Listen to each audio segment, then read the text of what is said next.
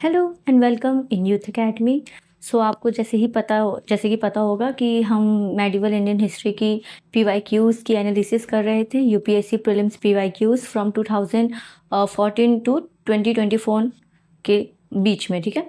तो इसमें हमने ऑलरेडी एक पहले ही क्लास ले ली थी जिसमें हमने हम आपको पता है कि हम टॉपिक वाइज चल रहे थे, ठीक है। तो हम टॉपिक वाइज रिवीजन कर रहे थे जिसमें हमने ऑलरेडी 3 टॉपिक्स को कवर कर लिया है। आज की ये हमारी दो क्लास और होगी मेडिवल इंडियन हिस्ट्री को लेके, और जिसमें यूपीएससी प्रीलिम्स के ऑल द पीवाईक्यूज हम सॉल्व करेंगे। So let's get started for our second class. This is our second class as you know that. सो यूपीएससी प्रीलिम्स के सीएससी के पीवाईसी का टॉपिक वाइज चल रहे हैं। और पिछली क्लास में अगर हम डिस्कस करें कि हमने कौन से पीवाईक्यूज के टॉपिक वाइज को कवर किया था, तो उसमें हमने अर्ली डायनेस्टीज़ को कवर किया था, रीजनल किंगडम्स को कवर किया था, और फिर आज की क्लास में हम पिछली क्लास में हमने दिल्ली सल्तनत को भी कवर किया था। तो और आज की क्लास में हम मुगल्स के बारे में देखेंगे, मिसलेनियस क्वेश्चंस के बारे में देखेंगे, टर्मिनोलॉजीज़ के बारे में देखेंगे लास्ट 2 क्लासेस में। ओके, सो आपको ग्राउंड रूल पता है, 14 सेकेंड्स का टाइमर होगा और आपको आंसर्स क्वेश्चन को रीड करना है, आंसर तक पहुंचना है, स्ट्रेटेजाइज करना है, और जैसे कि मैंने आपके साथ बहुत सारे टिप्स एंड ट्रिक्स भी प्रोवाइड किए हैं, आप उसके अकॉर्डिंग भी हो सकते हैं। तो आज का हमारा टॉपिक वाइज स्टार्ट होता है विजयनगर किंगडम, विजयनगर एम्पायर के ऊपर। जैसे कि आपको पता है, अगर हमने एनालिसिस किया था, हमने लास्ट क्लास में हमने देखा था कि विजय एम्पायर बहुत ही ज़्यादा क्रूशियल टॉपिक हो जाता है, बहुत ही प्रायोरिटी टॉपिक हो जाता है मेडिवल इंडियन हिस्ट्री के पर्सपेक्टिव को लेके। तो आपको ये विजयनगर एम्पायर्स के टॉपिक को आपको एक होलिस्टिक वे में रीड करना है। Okay, let's move for our first question. So 2015 में हमारी फर्स्ट क्वेश्चन पूछा गया था। Let's read this question.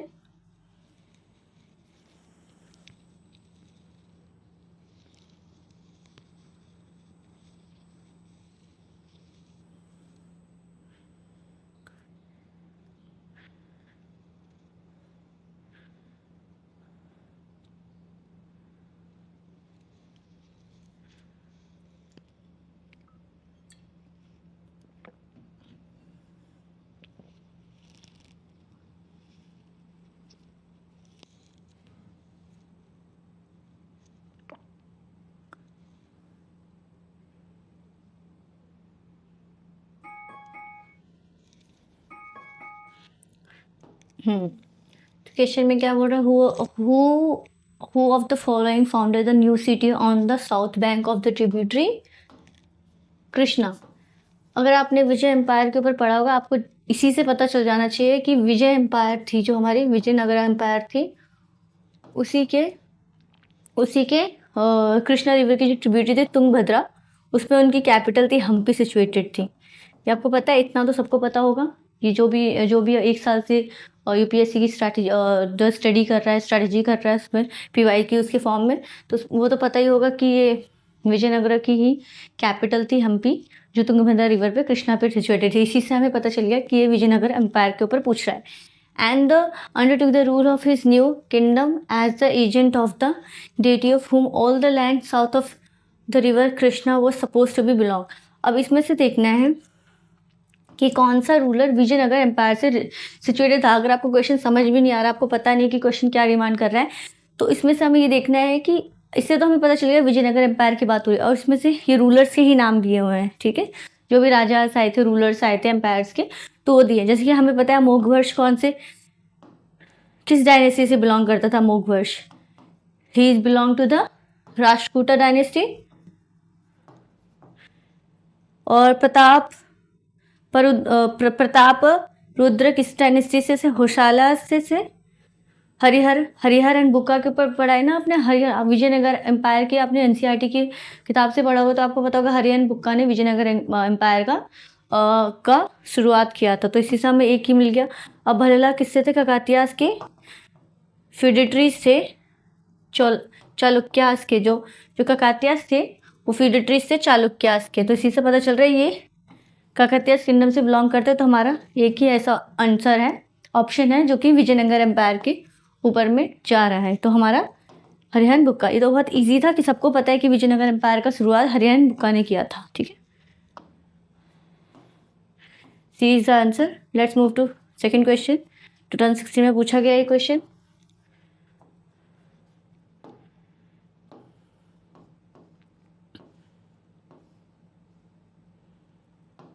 Solve this question.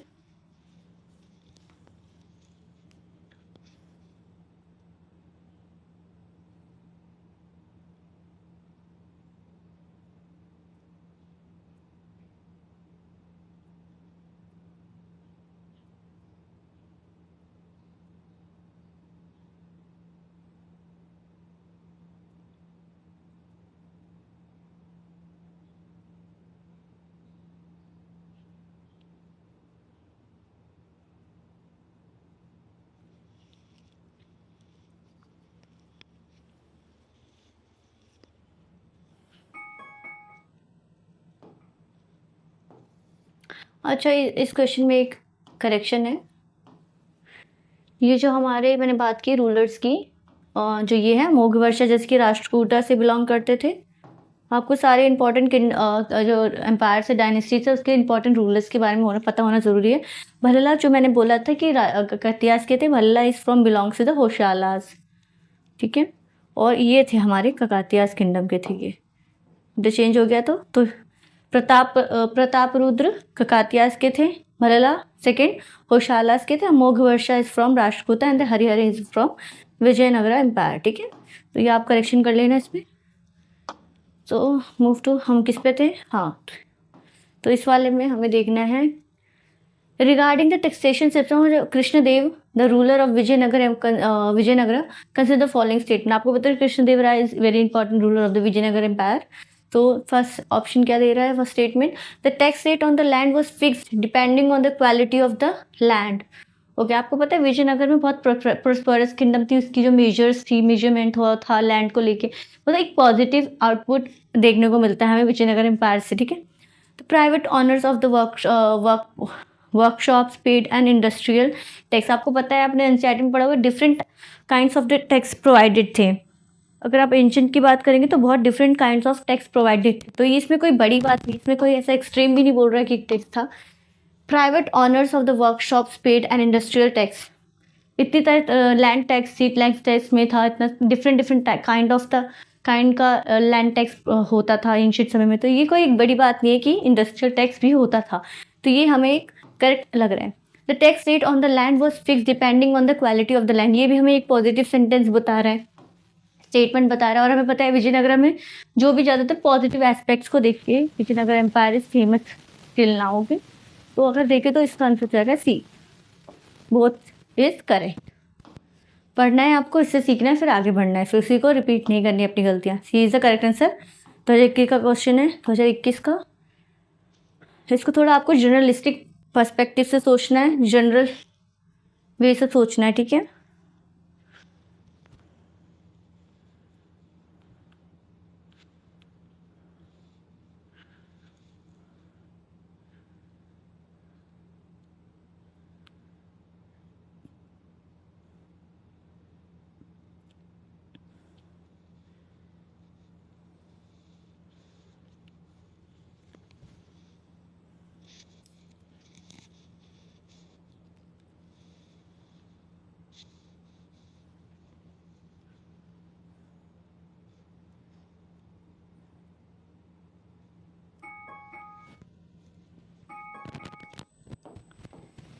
तो इसमें क्या पूछ रहा है, according to the Portuguese writer Muniz, the woman in the Vijayanagara empire was expert in which of the following areas. Okay, तो इसमें आपको कंस्ट्रेंट नहीं होना है हमें।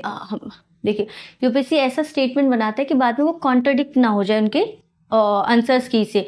तो आपको भी पता है कि न्यूनीज ने इतनी सारी किताब लिखी होगी, अब यूपीएससी तो सारी किताब जाके पढ़ा नहीं होगा कि कौन सी किताब में क्या लिखा है कि नहीं। तो ऐसे में आपको एक जनरल पर्सपेक्टिव लेके चलना है कि हाँ, विजयनगर एम्पायर एक पॉजिटिव किंगडम था, वुमेन्स का सिचुएशन विजयनगर एम्पायर में बहुत ही स्ट्रॉन्ग था, उनकी कंडीशंस बहुत प्रोस्पेरस थी।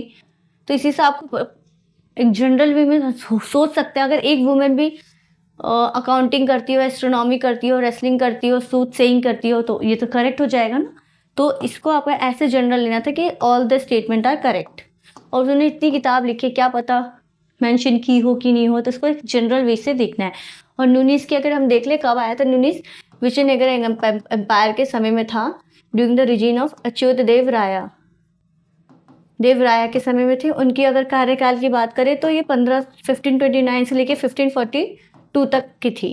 ठीक है, 1529 से लेके 1542 तक की थी। अच्युत देव राय के रिजिम ने न्यूनीस विजयनगर एम्पायर में देखने को मिलता है। ठीक है, तो इससे क्वेश्चन एक नया कैसे बन सकता है कि ऐसे बन सकता है कि कौन सा राइटर किसके कंटेम्प्रेरी था, तो ऐसे आ सकता है Nunes is contemporary to Krishnadeva Raya ruler. तो इससे हमारे गलत हो जाएगा ना, कृष्णदेव राय ऐसे तो नहीं था। यहाँ से हमें पता चल रहा है Nunes is related to the Achyuta Deva Raya, तो यहाँ से एक स्टेटमेंट हमारा ऐसे बन सकता है। ठीक है, next move to question 4th। D is the correct answer. ये देखिए मैंने ये भी डिस्क्रिप्शन भी दे दिया है already. We already talked about the this one. Let see one more. For now, Nunis, Portuguese traveler, visited the empire during the reign of the Achyuta Deva Raya 1529 से लेके 1542 तक, emperor of the Vijayanagar empire, who succeeded his older brother Krishnadeva Raya. देखिए मैंने आपको बताया कैसे बन सकता है, उसने अपने ओल्डर ब्रदर कृष्णदेव राय को सक्सीड किया था अच्युत देव राय ने, तो ऐसे बन सकता है न्यूनीस कृष्णदेव राय के समय में आए थे, तो ये गलत हो जाएगा, राइट। तो according to the Ferdinand Nunes, large number of women were employed in the royal places as dancers, domestic servants, palanquin bearers. There were also wrestlers, astronomers, and the soothsayers among them. Some women were also appointed as accountant, judge, bailiffs, and the watchwomen. Okay, so ऐसे questions को general में देखना है कि सब किताबें बहुत ज़्यादा लिखी गई थी, इतना एंशियंट का समय की बात हो रही है, मेडिवल समय की बात हो रही है, तो उनके अकाउंट्स इतनी लार्ज लेवल में पब्लिश भी नहीं हुई होगी, इतना उनका सोर्स भी नहीं होगा। ठीक है, तो ऐसे देखते हैं आपको 2023 का क्वेश्चन। Solve this question.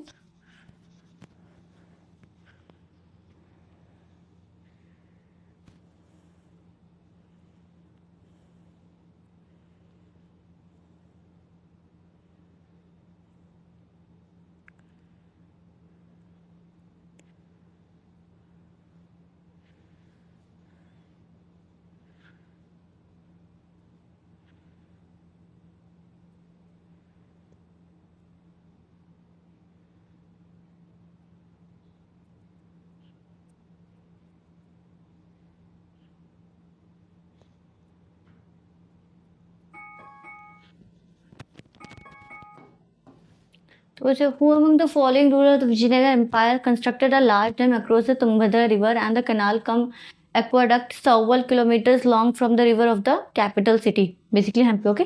सो इसमें पूछा कौन सा रूलर था। आपने अगर ध्यान दिया होगा तो मल्लिका अर्जुन नहीं था, वीरा विराज्य विरूपक्ष, ये ऐसे कोई से भी इसमें से ऐसे रूलर्स नहीं है जो कि डायरेक्ट विजयनगर एम्पायर से रिलेटेड है। तो हमें एक ही बचा Devaraya. Devaraya one is related to this the statement. Okay, so A is the correct statement. Explanation देख लेते हैं।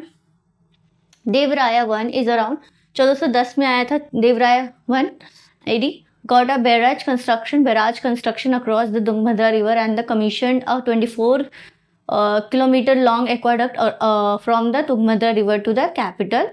The account provided by the Nuniz ने इसके बारे में लिखा है अपनी किताबों में। Gives detail of the project undertaken by Devaraya one that brought prosperity to the kingdoms. Okay, irrigation के लिए बहुत अच्छा होगा, कैनाल करने के लिए वाटर सप्लाई अच्छा हो जाएगा, तो ये सब के लिए उन्होंने किया था। ओके, तो बेसिकली विजयनगर एम्पायर एक पॉजिटिव एस्पेक्ट में दे सकते हैं। विजय एम्पायर एक प्रोस्पेरस किंगडम था, उसमें नेगेटिविटी कम पॉजिटिविटी ज़्यादा थी। जैसे एक ट्रिक होता है, मैंने आपको बताया था कि ब्रिटिश इंडिया के पर्सपेक्टिव में कभी नहीं चाहता था, वो उनको एक्सप्लॉइट करना चाहता था। तो कोई भी ऐसा स्टेटमेंट बनता है जो इंडिया के पीपल को पॉजिटिव वे प्रोवाइड कर रहा है, तो वो गलत ही मानेंगे हम एज जनरल वे में, क्योंकि हमें पता है ब्रिटिश ज़्यादा से ज़्यादा एक्सप्लॉइटेशन करना चाहते थे। तो सेम विजयनगर एम्पायर में कोई नेगेटिव स्टेटमेंट आ जाए तो आप उसको डाउट की नज़रों से देख सकते हैं, क्योंकि विजयनगर एम्पायर के जो भी ज़्यादा स्टेटमेंट्स होते हैं वो पॉजिटिवली दिए होते हैं स्टेटमेंट के थ्रू। ओके, तो 2024 में एक और क्वेश्चन आया है। Solve this too.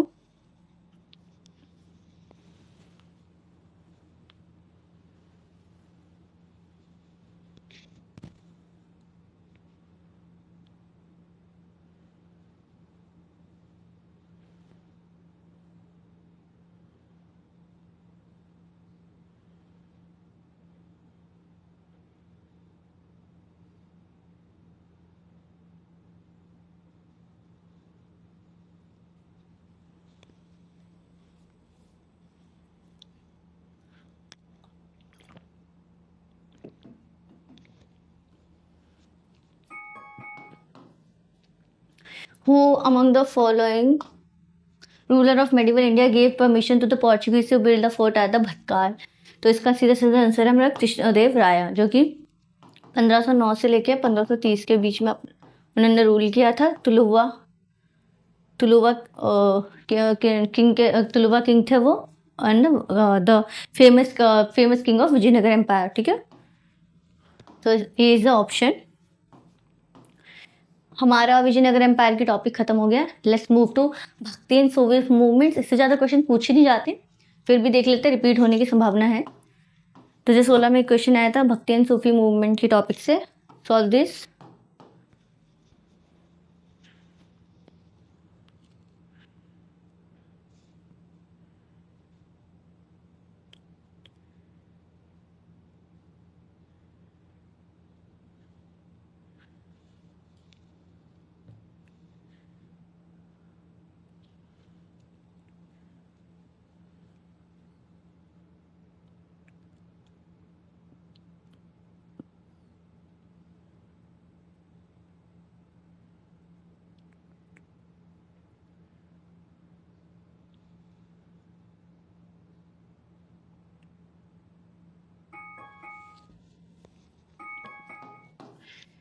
With reference to the cultural history of medieval India consider following statement. ठीक है, Siddhars of the Tamil region were monastic and condemned adultery. Adultery का मतलब आपको पता है, द आइडल वर्शिप को ही अडल्ट्री कहते हैं, मूर्ति पूजा बेसिकली। कंडेम अडल्ट्री, मोनेस्टिक थे और अडल्ट्री करते थे। तो ये स्टेटमेंट लग रहा है साउथ इंडिया में आपने अगर जनरल रिस्पेक्ट से देखा है तो अडल्ट्री होती है साउथ इंडिया में, तो उसको हम करेक्ट मान सकते हैं। Okay, Lingayats of Kannada region question the theory of rebirth and rejected the caste hierarchy. अब इसमें आप डाउट कर सकते हैं कि रीबर्थ की थ्योरी को क्वेश्चन किया था कि नहीं किया था, और रिजेक्ट किया था कास्ट हायरार्की की नहीं। अगर आप उस समय देखें अगर साउथ इंडिया में देखें तो कास्ट हायरार्की इतना प्रिवलेंट नहीं था। संगम एज में भी देखें तो कास्ट हायरार्की का इतना कुछ देखने को नहीं मिलता। एक प्रोमिनेंट जो होता है ना लैंडमार्क, कुछ ऐसे हमें सीन्स देखने को नहीं मिलते हैं इतने, तो हम इसको करेक्ट मान भी सकते हैं। बट ये क्वेश्चनेबल हो सकता है कि वो थ्योरी ऑफ रीबर्थ को क्वेश्चन करते थे कि नहीं। तो इसमें थोड़ा सा नॉलेज लगा सकते हैं आप। ऐसे कोई पता नहीं चल रहा, बट ये हम समझ सकते हैं कि आइडल वर्शिप होती थी। तो वन स्टेटमेंट तो हम ले रहे हैं करेक्ट। ठीक है, तो वन, और इसमें बेसिकली हम 50-50 में आ गए कि ये करेक्ट है कि नहीं है। बेसिकली ये करेक्ट स्टेटमेंट है हमारा, बोथ 1 and 2 इज करेक्ट। देखिए सी इज द करेक्ट, यहाँ से देख लेते हैं हम। और Siddhars of the Tamil region were known for their unconventional spiritual practices, emphasizes personal experience over ritualistic traditions, lean towards monistic and were highly critical of the ideal worships. ठीक है, advocating direct connection to the divine through the mediation and the knowledge. Direct connection होता था उनका divine के through. लिंग्यात of Kannada region of the followed the teaching of the Bhasava and rejected many orthodox Hindu beliefs, including theory of rebirth. आपको इतना याद रखना है, जो लिंग्यात ऑफ कनाडा थे उन्होंने ऑर्थोडॉक्सी जो हिंदू बिलीफ थी उनको बहुत ज़्यादा रिजेक्ट किया था। तो उसमें क्या क्या आ सकता था? थ्योरी ऑफ रीबर्थ को रिजेक्ट कर सकते थे। They also oppose the caste hierarchy. तो आपको इससे ऐसे याद हो जाएगा। तो हमने स्टेटमेंट देख लिया, इसका एक्सप्लेनेशन देख लिया। लेट्स मूव टू 2019 में एक सूफी एंड भक्ति मूवमेंट से क्वेश्चन आया है। ये सॉल्व दिस।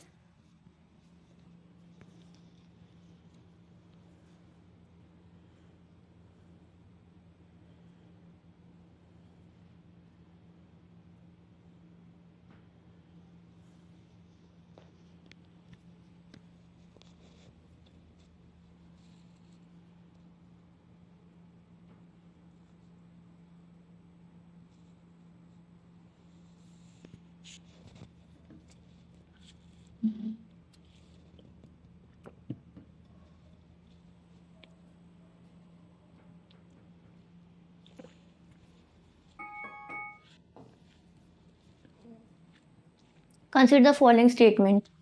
तो इसमें पूछा saint Nimbarka was contemporary of the Akbar. Okay, so इसमें मैं अगर एक एलिमिनेशन ट्रिक बताऊँ आपको,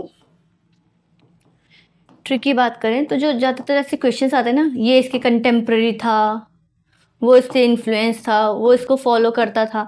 ऐसे क्वेश्चन को आपको डाउट की नज़रों से देखना है, क्योंकि ऐसे क्वेश्चन ज़्यादातर गलत हो जाते हैं। कि मैंने आपको बताया था एलिमिनेशन की जो फैक्ट्स होते हैं, जो डाटाज होते हैं, स्टैटिस्टिक्स होते हैं, वो ज़्यादा मैनिपुलेट कर दिया जाता है यूपीएससी के थ्रू। ठीक है, ये बहुत ईजी ट्रिक हो जाता है मैनिपुलेशन का। और इसमें क्वेश्चन जो चैलेंज है वो भी, जो इसमें क्वेश्चन के जो आंसर्स की इसमें चैलेंज भी करने की इतनी संभावना नहीं होती। इसलिए फैक्ट स्टैटिक्स एंड द जो भी डाटा प्रोवाइड होते हैं वो मैनिपुलेशन किया होता है। उसमें मैंने एक ट्रिक ये भी बताई कि जो बोलते हैं ये इसके कंटेम्प्रेरी है, ये इसको फॉलो करता था, ये इसके इन्फ्लुएंस्ड में था, तो ऐसे क्वेश्चंस भी यूपीएससी गलत बनाती ज़्यादातर, डाटा को डिस्टॉर्ट कर देती है, मैनिपुलेट कर देती है।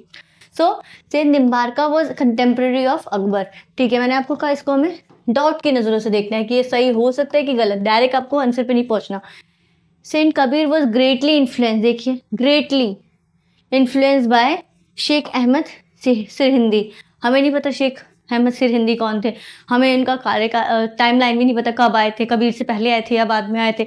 हमें ये भी नहीं पता निम्बार्का अकबर के समय में थे कि नहीं। तो ऐसे क्वेश्चंस को आपको डाउट की नज़रों से देखना है। तो D is neither one, not two is correct. Okay, तो ऐसे ये ट्रिक्स होते हैं। ये ट्रिक्स बेसिकली बहुत सारे पीवाईक्यूज को सॉल्व करने के बाद ही मुझे पता चला है। तो ये इजी वे हो जाता है डाटा को डिस्टॉर्ट करने का। D is the correct answer. Let's इसकी राइट एक्सप्लेनेशन देख लेते हैं।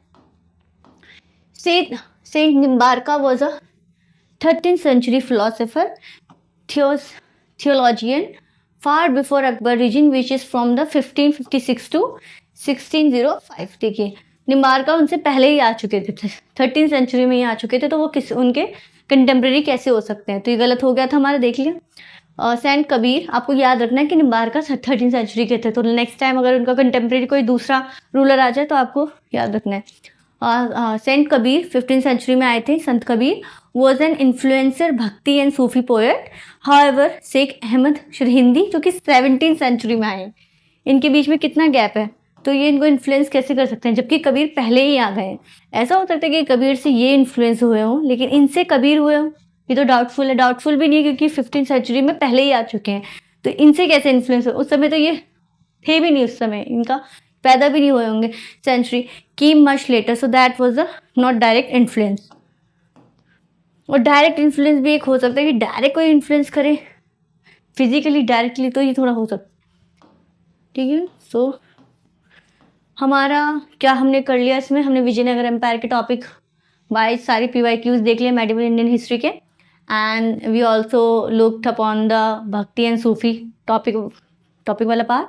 And our third topic is Mughals. तो मुगल से रिलेटेड सारे क्वेश्चन करेंगे। 2015 में एक क्वेश्चन आया था मुगल से रिलेटेड।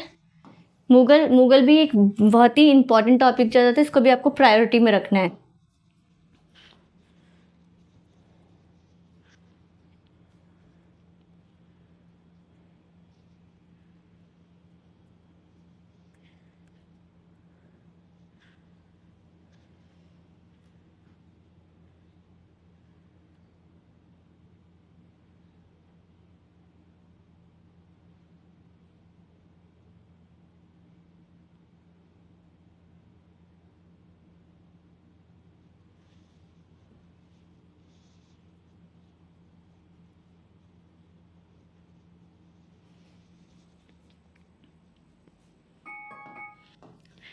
Consider the following.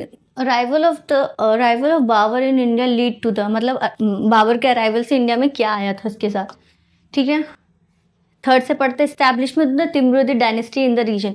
हाँ ये तो इजी है ना, इससे तो आपको पता चल रहा है, हमने इतना पढ़ा कि Babur belong to Timurid dynasty. ठीक है, ये तो हम जैसे ही पढ़ते हैं कि बाबर का जब अराइवल होता है तो उसमें हम पढ़ते बाबर कौन सी डायनेस्टी का था, कौन से क्लेन का था, हम पढ़ते हैं। तो ये तिमुरिद डायनेस्टी का ही था। ये एनसीईआरटी की क्लास 7th या 8th में मेंशन था डायरेक्ट। ठीक है, तो ये तो हमारा 3 करेक्ट हो गया।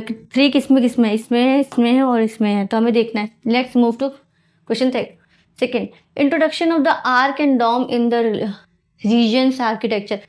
आपने दिल्ली सल्तनत का आर्किटेक्चर के ऊपर पढ़ा होगा। दिल्ली सल्तनत में भी डोम आर्किटेक्चर को इंट्रोड्यूस किया गया था, मतलब उसको वो चलन में था, उस समय भी डोम आर्किटेक्चर यूज होते थे। तो इसके अराइवल के साथ ये कैसे आ सकता है। ये हमारे अगर दिल्ली सल्तनत की बात करें 1200 के बीच से बात हो रही है दिल्ली सल्तनत की, और ये हमारे आए हैं 1526 के में ही। पानीपत की लड़ाई हुई थी, पानीपत की पहली लड़ाई, तो उसमें आए थे, ठीक है। तो ये हमें पता है, ये इनके अराइवल में तो नहीं आया होगा, तो ये हमने माइनस कर दिया। तो इसमें देखिए हमारा 3 था, तो ये ओके। अब हमें 1 देखना है, 1 इज करेक्ट और not. Introduction of the gun powder in the sub continent. हमें पता है पानीपत की लड़ाई में गन पाउडर का यूज हुआ तो था बाबर के थ्रू, बट ऐसा लग रहा है कि उन्होंने इंट्रोड्यूस कर दिया होगा। डाउट की नजरों से है, अगर ये वैसे ये रॉन्ग स्टेटमेंट है तो हमारा only B is the correct statement है। ये गलत भी हो सकता है किसी का, बट उन्होंने इंट्रोड्यूस गन पाउडर को नहीं किया था, इंडिया में पहले से ही गन पाउडर था। इंट्रोडक्शन ऑफ गन पाउडर देखिए यहाँ पर, gunpowder warfare was already present in India before Babur's arrival. Introduction of the arch and dome की बात करें, the arc and dome architecture element was introduced much earlier by the Delhi Sultanate, particularly during the regime of Turkish and Afghan rulers. Delhi सल्तनत के समय में Turkish and Afghan rulers आए थे long before Babur arrived. Structure like Alai Darwaza जो 1311 में बना था, Tughlakabad fort showcases these features. बाबा aimed Persian aesthetic but did not introduce them from scratch. उन्होंने उसमें मॉडिफिकेशन किए थे, पर्शियंस के थोड़े इन्फ्लुएंस लाए थे, बट उन्होंने कोई स्क्रैच मतलब पूरा जीरो से स्टार्ट नहीं किया था डोम आर्किटेक्चर का। Establishment of the Timurid dynasty, Babur was a direct descendant, देखिए मैंने कहा था direct descendant of the Timurs on his father side and the Genghis Khan on from his mother side. With his conquest in north India he establish the Mughal empire which trace is linkage to the Timurids. Okay, आपको याद रखना है।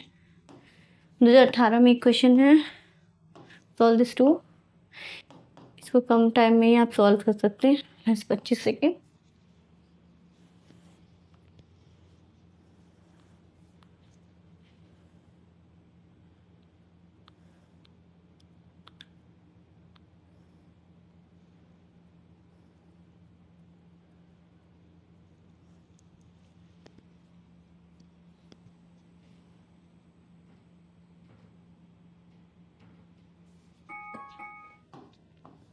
Which of the following foreign traveler everybody discuss about the diamond and diamond mines of India? Okay, ऐसे question बहुत ज़्यादा factuals होते हैं, और ऐसे क्वेश्चंस वो भी होते हैं कि जो लीव करने वाले होते हैं, जो बोलते हैं ना इस क्वेश्चन को आप लीव कर सकते हैं, इसमें रिस्क नहीं ले सकते, क्योंकि हमें सारे के बारे में पता होना बहुत ही मुश्किल है। तो वैसे इसका करेक्ट आंसर बी है। आप इसको पढ़ लीजिए और फिर आगे बढ़िए। इसको बस पढ़ना और आगे बढ़ने का ही काम है, क्योंकि ऐसे बहुत फैक्चुअल है, इसमें कोई ट्रिक्स यूज़ नहीं होता। 20 देख लेते हैं। Tavernier was a French gem merchant थे वो, and travel who visit India in the 17th century. ये हम इसलिए पढ़ रहे हैं क्योंकि हो सकता है ये त्रिवेनियन के ऊपर कोई एक ऑप्शन के फॉर्म में आ जाए, इसलिए हम पढ़ रहे हैं। Document diamond trade, diamond mine special the famous Golconda mines which is known for the producing some of the world finest diamond including the legendary Kohinoor. Okay, Kohinoor के ऊपर भी लिखा था। 2019 में एक क्वेश्चन आया है, सॉल्व दिस।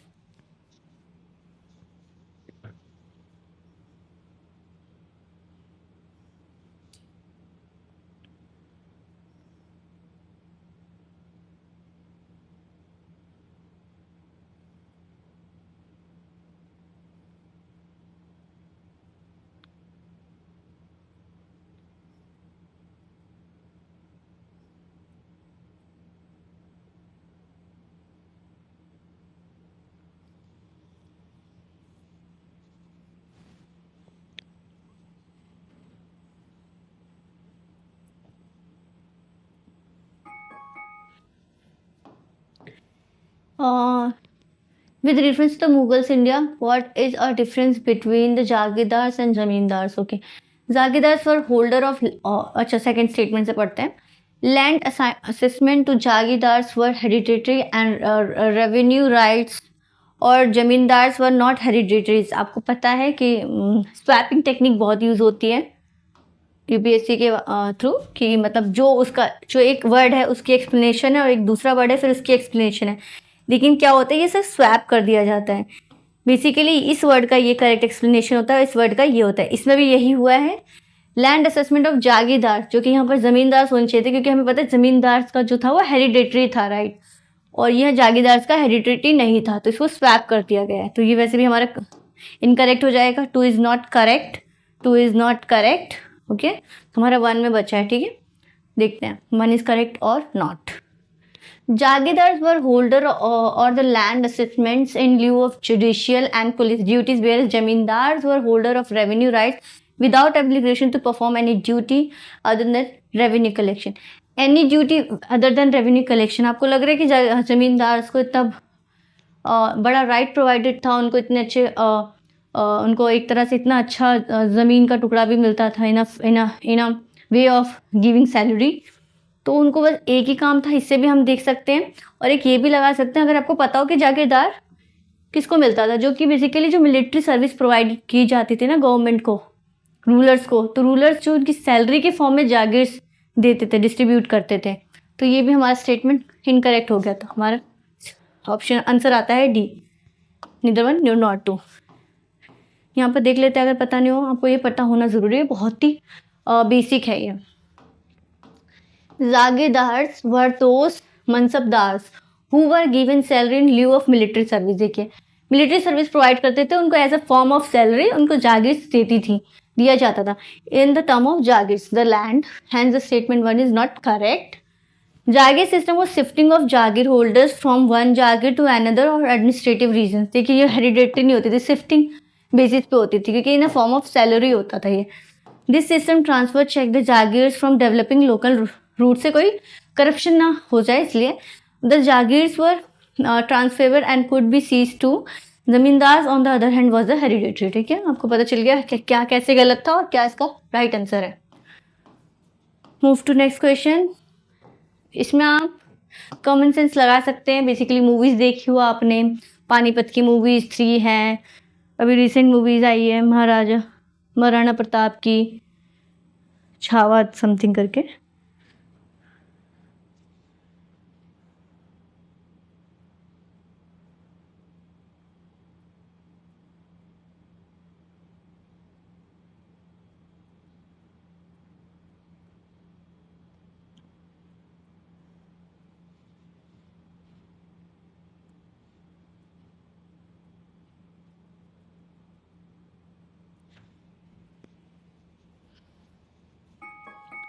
देखिए, ऐसा पता होना बहुत मुश्किल होता है, बट इसमें एक ट्रिक ये हो जाएगी कि देखिए, अगर आप 1 और 2 को देख रहे हैं, बीच में सरकार तो दोनों में ही है, और बस ये आगे एंड पीछे का इसमें और इसमें इंटरचेंज हुआ है, तो मतलब ये और ये एलिमिनेट कर सकते हैं हम इजीली एलिमिनेट करते हैं, क्योंकि सरकार बीच में दोनों में ही है। हमें बस ये करना है, प्रगना पहले आता है या सुबह पहले आता है, तो 50-50 में हम पहुंच चुके हैं। इसमें क्या पता है, असेंडिंग ऑर्डर, मतलब छोटे से बढ़ते क्रम में जाना है। आपको असेंडिंग डिसेंडिंग में कंफ्यूज नहीं होना, छोटे से बढ़ते क्रम में। मतलब अगर छोटे से बढ़ते क्रम में हम कैसे फॉर्म में देख सकते, पहले विलेज आएगा, विलेज बहुत सारे विलेज का ग्रुप बनेगा, हमारा डिस्ट्रिक्ट, फिर डिस्ट्रिक्ट से हमारा एक बड़ा एरिया मतलब स्टेट बनेगा। तो ये छोटे से बढ़ते क्रम में इसी फॉर्म में पूछा है। सरकार हमें पता है, सरकार बीच में है, मतलब अगर डिस्ट्रिक्ट को हम सरकार मान ले, अब हम ये देखना है कि परगना पहले आएगा या सूबा पहले आएगा। तो आपने अगर ये वैसे पता हो, आपने मूवीज देखी होगी, मूवीज के फॉर्म में मैंने जब क्वेश्चन को अटेम्प्ट किया था, मेरे को है ना पानीपत की थर्ड वर्ल्ड पानीपत की थर्ड लड़ाई थी, ठीक है, उसमें मैंने जो ये मराठास होते हैं ना, बोलते हैं ना कि मुझे दक्कन सूबा का होल्ड दे दीजिए, दक्कन सूबा से 1/3 द टैक्स प्रोवाइड होगा। तो इससे मुझे पता था जो दक्कन है इंडिया में, वो इतना बड़ा एरिया है, और उससे बड़ा अगर उसको मैं सबसे छोटा यूनिट मानूंगी तो उससे बड़ा क्या पूरा इंडिया होगा। तो इसी के फॉर्म में मैंने दक्कन सूबा सोचा, मैंने सोचा बहुत बड़ा एरिया है, तो मतलब सबसे बड़ा यही होगा। सरकार भी हो सकता था, बट हमें पता है सरकार ऑलरेडी मिडिल में आ चुका है। तो state is kind of suba and pargana is kind of village और ग्रुप ऑफ विलेज, ठीक है। तो 1 इज द करेक्ट स्टेटमेंट। मैं नॉनसेंस से नॉनसेंस ट्रिक पे आप जा सकते हैं, क्योंकि नॉनसेंस से नॉनसेंस जो आपको अंडरस्टैंडिंग वो करेक्ट आंसर प्रोवाइड कर सकती है, ठीक है। तो मैंने इस फॉर्म में सोचा था कि दक्कन सूबा बोला था उन्होंने, तो सूबा इतना बड़ा था, दक्कन इतना बड़ा एरिया था। अगर मैं उसको सबसे मतलब सबसे लो में देखूंगी, अगर मैं सूबा को यहाँ देखूंगी तो फिर सबसे बड़ा एरिया क्या होगा, पूरा इंडिया। और मुझे पता था मराठा एक छोटे से होल्ड में सीमित थे, महाराष्ट्र एंड कर्नाटका के रीजन में थे वो, ठीक है। तो मैंने ऐसे देखा, तो देखिए A, using the method of Shershah, Akbar organized his empire into administrative units independently of existing local uses. Group of villages formed Pragana, then Sarkar, and finally Subas. Hence correct Pargana सरकार इन सुबह। ओके, ठीक है। तो ऐसे हमने कुछ trick देखी। तो आज की क्लास में हमने 3 टॉपिक वाइज PYQs देख लिए मेडिवल इंडियन हिस्ट्री की। नेक्स्ट क्लास में हम अदर टॉपिक वाइज सीरीज देखेंगे जिसमें हम ज़्यादा के टर्मिनोलॉजीज पूछी गई है जो वो सारी कवर करेंगे, और साथ ही मिसलेनियस क्वेश्चंस आए हैं वो भी हम कवर करेंगे। वैसे हमारा एक डायरेक्ट टॉपिक का मतलब हमारा 90% मेडिवल इंडियन हिस्ट्री की PYQs कंप्लीट हो चुकी है। So thank you everyone for watching this session and stay tuned for more classes. Thank you everyone.